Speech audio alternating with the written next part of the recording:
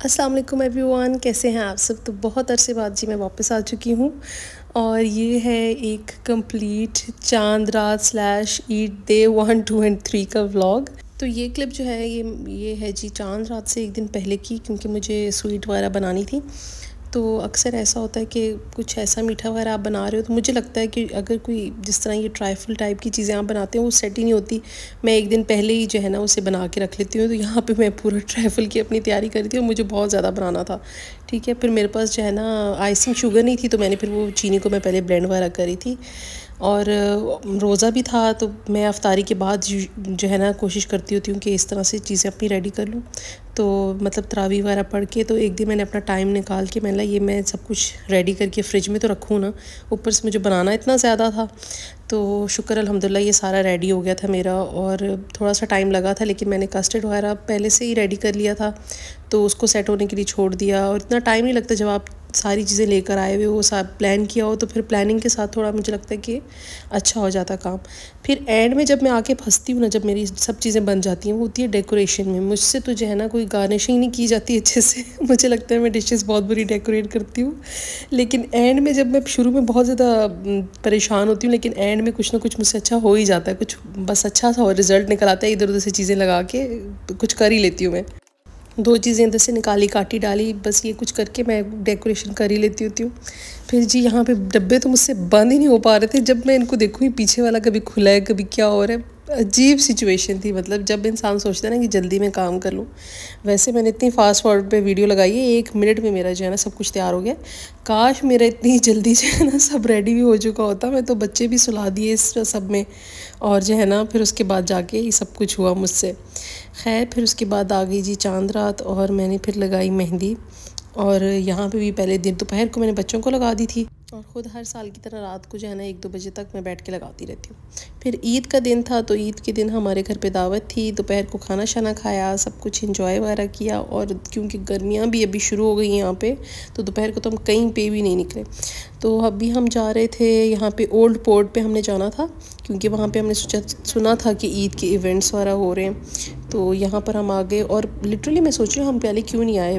तकरीबन मेरे ख्याल से साल से ऊपर हो गया इस जगह को वो ओपन हुए हुए, और हम कभी भी नहीं आए। और फॉर सम रीज़न वो इतनी खूबसूरत जगह है। मतलब मैंने इसका सुना था कि फ़ोटोजेनिक बहुत ज़्यादा है, इंस्टाग्राम वर्दी जगह है। लेकिन जो है ना जब हम आए, लिटरली ऐसा लगता है ऑब्वियसली सारा आर्टिफिशियली उन्होंने इतना परफेक्ट करके बनाया हुआ है। तो स्टार्ट में ही हम गए थे तो ये बैंड वाले हमें मिल गए थे, और मतलब ये तो सारों को खैर इंटरटेन कर रहे थे वैसे ही। और जगह जगह यहाँ पे कहवा जो है ना वो दे रहे थे लोगों को। फिर मेन जो पोर्ट वाला एरिया है, काफ़ी हमें ढूंढ के आना पड़ा, हमें पता ही नहीं था इसका।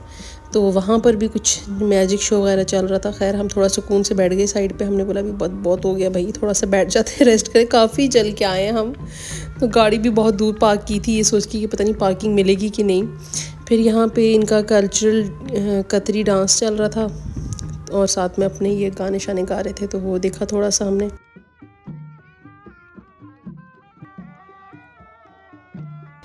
फिर इसके बाद काफ़ी देर हो चुकी थी, फिर हम थक भी गए थे। हमने बोला चलो अब चलते हैं घर। वापस जा रहे थे तो सूक वाकिफ़ में फ़ायर वर्क का था प्लान।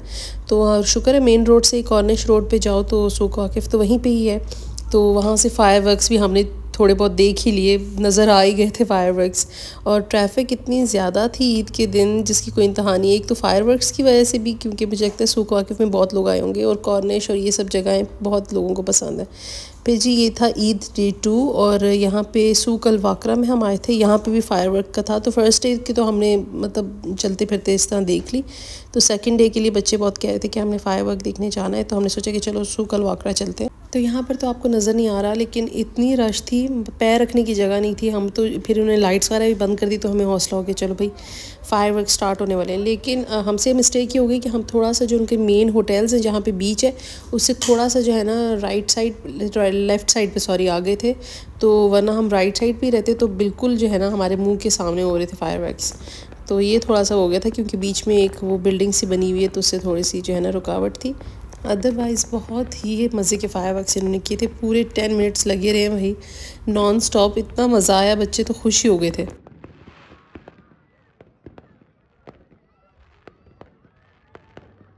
तो तो यहाँ पे जी फिर उसके बाद ईद का तीसरे दिन था, अगेन हमारे घर में दावत थी और रात को हम आ गए। तो हमें तो मौका चाहिए घर से निकलने का, हम ऐसे कोई आवारा लोग हो चुके हैं इस मुल्क में आके मतलब बचपन की यादें आती हैं तो पापा कैसे हमें लेके जाते थे, और अल्हम्दुलिल्लाह फिर मेरे हस्बैंड हैं वो भी बहुत हमें जो है ना इधर उधर लेके जाते रहते हैं। फिर बच्चों का बहुत होता है कि यहाँ पे इवेंट्स इतने होते हैं, फिर बच्चे इतना इंकरेज करते हैं कि नहीं भाई हमें वहाँ भी जाना है, प्लानिंग करो पहले से।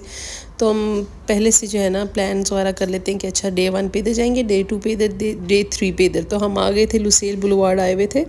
इन्होंने तो भाई बच्चों की ईदियाँ चुराने का पूरा इंतज़ाम किया हुआ था, हर जो है ना उन्होंने स्टॉल लगाया हुआ था और कह रहे थे हर एक्टिविटी के लिए जो है ना आप 10 रियाल दें और एक्टिविटी कर लें। 10 रियाल हमने बच्चों की बड़ी मुश्किल से ईदी बचाई। हमने बोला कोई ज़रूरत नहीं है इनको पैसे देने की, चलो जो जो फ्री में होगा बस वो ही करेंगे। बच्चों ने भाई बड़े हमें कोसने दिए, बड़े इन्होंने मुंह बनाए, टेढ़े मेढ़े हो के जा रहे थे। हमने बोला नहीं बेटा प्लीज़, एक बैलून फुला के उसको टेढ़ा करने की भी वो इतने पैसे ले रहे हैं, छोड़ो, इतने में हम पूरा पैकेट आपको लेके दे देंगे। फिर उसके बाद जी ट्रैम का बहुत शौक था, बच्चे कहते हैं नहीं भाई इनकी सीधी सीधी जो है ना रोड पे जाएगी ट्रैम, तो हमने ट्राई करनी है। ट्रैम पे हम क्या बैठ के फंस ही गए, मतलब तो फल्ला इतना लंबा सफ़र हमारा पड़ा, ऊपर से हम जाके पता नहीं कहाँ उतरे, फिर उधर से फिर दोबारा मेट्रो में बैठ के फिर घर की तरफ आए। वैसे तो हमारी अपनी कार्स वगैरह हैं, लेकिन जो है ना हमें भी बस चस्का चढ़ता है किसी दिन मेट्रो पे बैठने का, तो हम बैठ जाते हैं कि बच्चे थोड़ा एंजॉय कर लेते हैं।